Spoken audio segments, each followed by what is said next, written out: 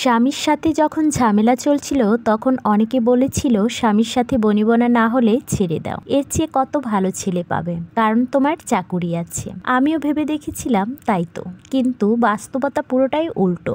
যত ভালো জবেই থাকুক না কেন, দ্বিতীয়বার যখন কেউ আপনাকে বিয়ে করতে আসবে বা বিয়ে করবে, হয় সে আপনাকে করুণা করবে, না হয় সমাজ পরিবারের কথা চিন্তা করে আপনাকে রাজি হয়ে যেতে হবে দায়মুক্তির জন্য।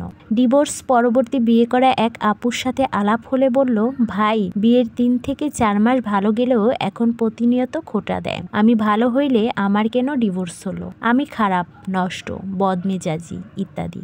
আগে যে ফ্রিডম ছিল এখন তা নেই। মনের দিক থেকে বড় হয়ে আর থাকতে পারি না, সব সময় নিজেকে ছোট মনে হয়। দ্বিতীয় পুরুষের ছোঁয়ায় প্রথম স্বামীর অনুভূতিগুলো মনে পড়ার মতো এত বাজে অভিজ্ঞতা যেন কারো না হয়। স্বামী স্ত্রী সম্পর্কে ভুল বোঝাবুঝি হলে নিজেরাই মিটিয়ে ফেলুন, দ্বিতীয় কোনো ব্যক্তির পরামর্শ নেবেন না। আপাত দৃষ্টিতে মনে হতে পারে ডিভোর্স হলেই হয় বেঁচে যাব, বাঁচবেন ঠিকই, কিন্তু একা হয়ে যাওয়ার যন্ত্রণা আপনাকে শেষ করে দিবে।